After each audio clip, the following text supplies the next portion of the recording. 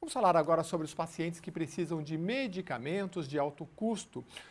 O que fazer diante de uma negativa dos planos de saúde para o tratamento de pessoas com este quadro? Nós vamos tratar desse assunto agora com o advogado Paulo André Stein Messetti, especializado em saúde. Bom dia, doutor Paulo. Seja muito bem-vindo ao Jornal da Rede Alesp.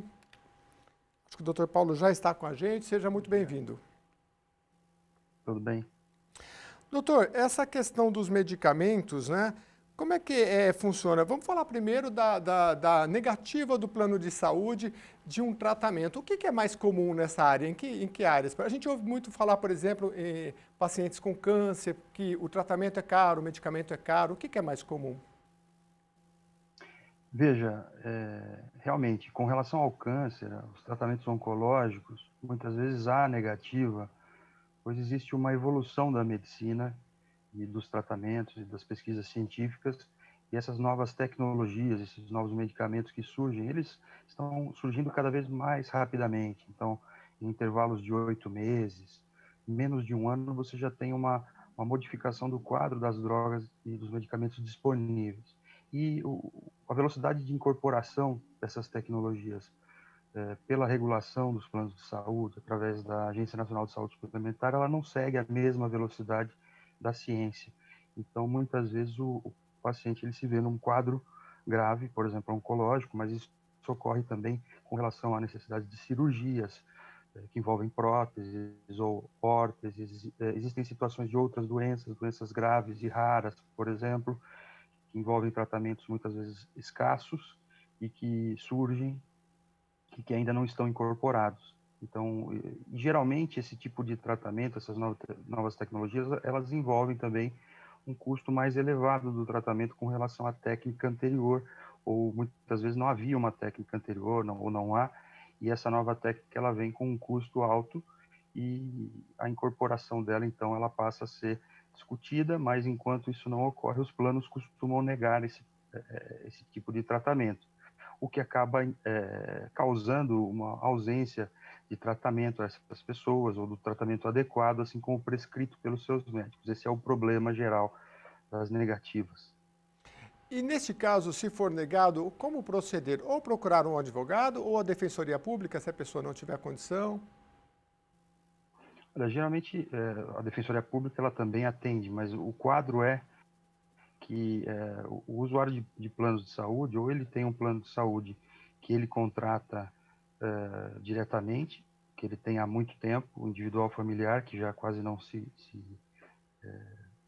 comercializa, ou ele tem esse plano decorrente de uma relação de trabalho ou emprego, e aí ele acaba tendo uma condição financeira superior à triagem para a Defensoria Pública, mas depende muito da situação. Muitas vezes esse paciente ele vai buscar um advogado especial que tem uma especialização nessa área do direito médico e da saúde, para que possa atendê-lo da melhor maneira possível. Existe a possibilidade de ele fazer também algumas reclamações perante a ANS, PROCONs, e aí buscar, então, uma tentativa administrativa de mediar esse problema. Mas, em geral, quando a situação é muito grave e envolve custos elevados de tratamento, isso acaba sendo levado ao judiciário. Uhum. Doutor, eu tenho um plano de saúde e eu preciso fazer uma cirurgia, né? Eu já me deparei com casos e fiquei sabendo também que o plano disse assim, olha, a gente cobre X, mas aí você vai ter que pagar X. Isso é comum e aí tem que analisar, porque as pessoas ficam, pô, mas será que... as pessoas não sabem muitas vezes ver o contrato e falar até onde o meu plano abrange e até onde não. E eu já fiquei sabendo de situações, por exemplo, que o plano falou, olha, é X a gente cobre, X você tem que pagar. Depois da cirurgia falou, mas a gente teve que usar tal procedimento e encareceu X. Então tem todas essas situações, né? Sim, veja, o plano de saúde, ele tem várias modalidades. Tem planos que eles vão envolver uma coparticipação, por exemplo, em que os procedimentos vão ser reembolsados ou cobrados diretamente do usuário nas faturas, né, que ele vai receber mês a mês. Tem lá um percentual que ele vai ter que cobrir. A depender do procedimento, existe por procedimento uma taxação. Agora, existe situação em que também o prestador de serviço ele não está credenciado no plano, por exemplo, para fazer cirurgia. ele faz consulta, mas ele não realiza a cirurgia porque ele não está credenciado para essa finalidade. Então, aí o atendimento seria particular, pode acontecer.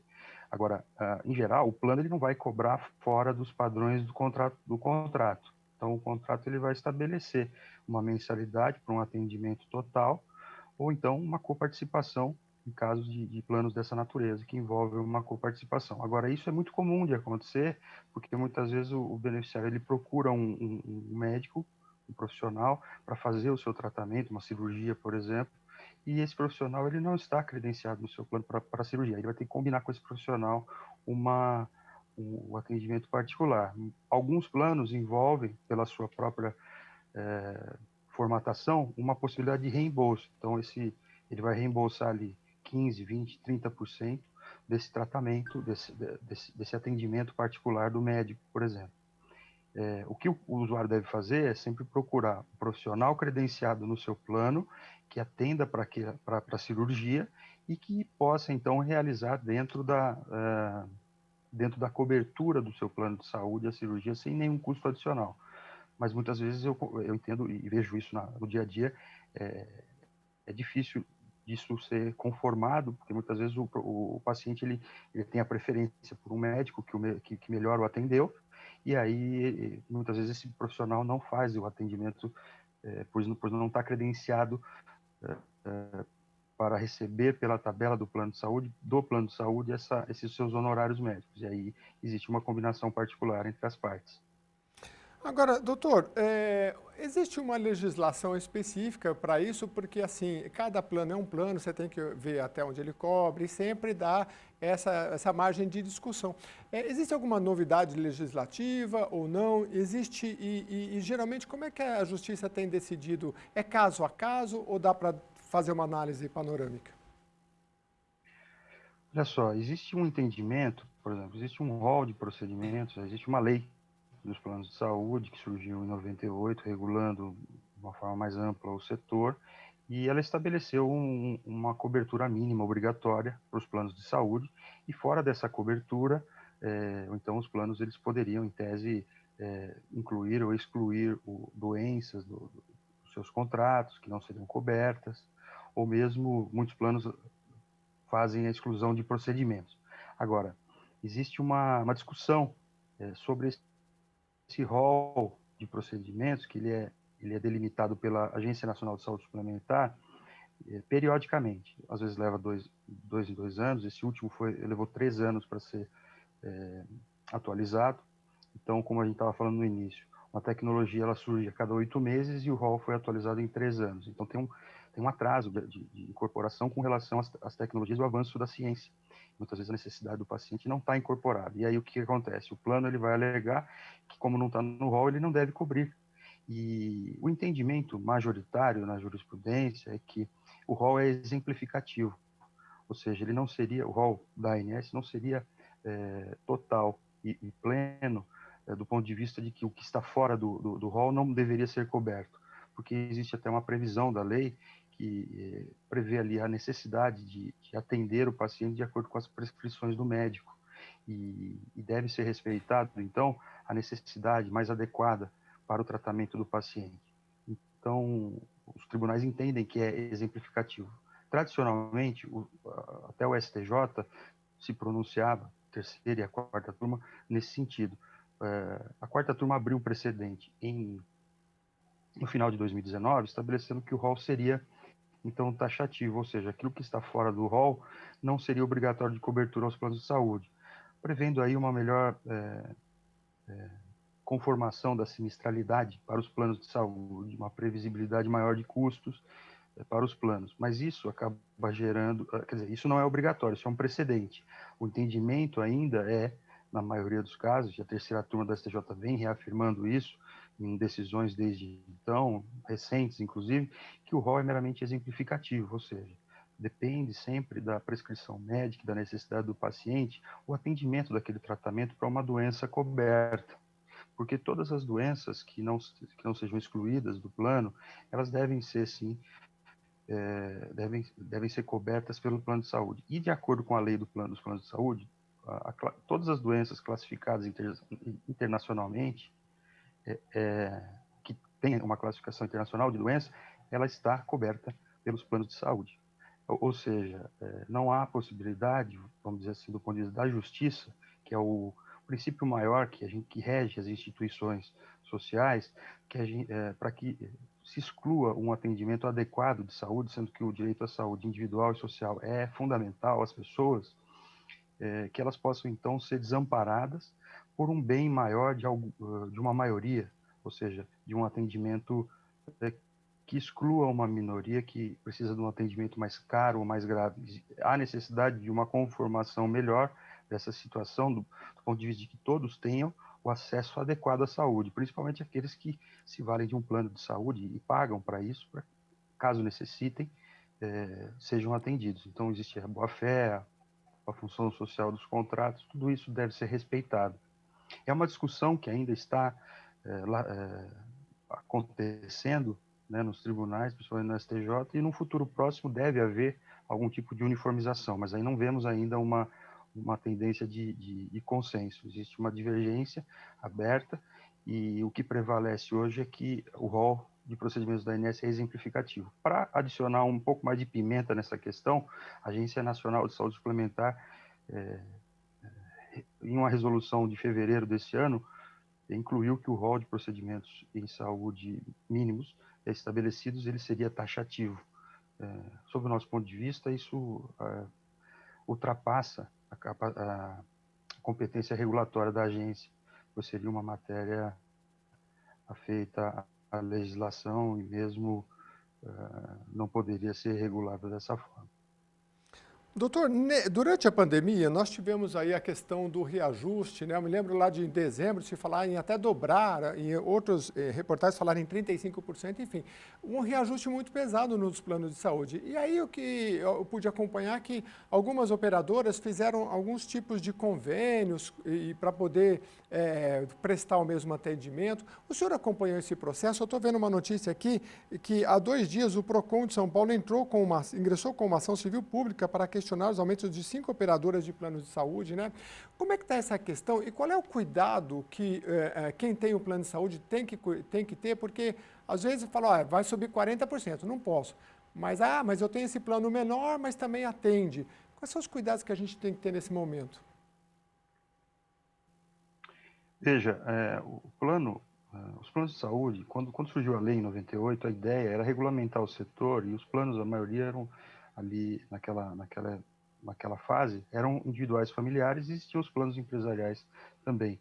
Mas o que se estabeleceu é que a Agência Nacional de Saúde Suplementar, ela regularia ano a ano os reajustes dos planos individuais familiares. E aí a regulação desses reajustes para os planos coletivos não está submetido a uma pré-fixação anual periódica da Agência Nacional de Saúde Suplementar, ou seja, por ser uma contratação que se supõe entre um estipulante, que é uma empresa, uma associação, um sindicato e um plano de saúde, essas empresas elas teriam possibilidade de negociar de forma empresarial esses reajustes ano a ano, não repassando reajustes abusivos. Mas o que a gente vê ao longo do tempo é que os reajustes dos planos de saúde coletivos, eles têm sido sempre muito superiores àquele índice que a ANS fixa para os planos individuais familiares. Existem algumas justificativas para isso, do ponto de vista do negócio mesmo, de ser diferenciado, mas a discrepância aí é muito grande. Então, a gente fala de 7, 8, 10% para os planos individuais familiares, enquanto os planos coletivos podem chegar a 20, 30, como você mesmo mencionou, até 40% já aconteceu. Existe a possibilidade de eles serem abusivos, mas essa discussão ela é muito incipiente ainda. A Agência Nacional de Saúde Suplementar, a meu ver, e na discussão acadêmica que se tem, ela talvez devesse voltar os seus olhos, inclusive do ponto de vista regulatório, até com uma nova conformação, para inclusive regular esses reajustes com relação aos planos de saúde coletivos, de forma a tornar mais justa essa contraprestação e essa repactuação periódica dos valores para manter o equilíbrio contratual. No ano passado, na pandemia, foram suspensos os reajustes. Em determinado momento, a Agência Nacional de Saúde Suplementar, se não me engano, por volta de agosto do ano passado, suspendeu, e os reajustes não foram aplicados no segundo semestre do ano passado e deveriam ser aplicados a partir de janeiro de 2021, parcelados mês a mês ao longo dos 12 meses. Ocorre que esses reajustes foram aplicados juntamente com os reajustes do ano de 2021. Isso tem gerado um custo muito mais elevado do que se esperaria se não houvesse, obviamente, essa necessidade de repassar esses reajustes. Então, existe uma discussão, ações estão sendo propostas, inclusive essa ação civil pública que você referiu, inclusive para que o reajuste de 2020 não venha a ser coberto, não venha a ser cobrado, desculpe.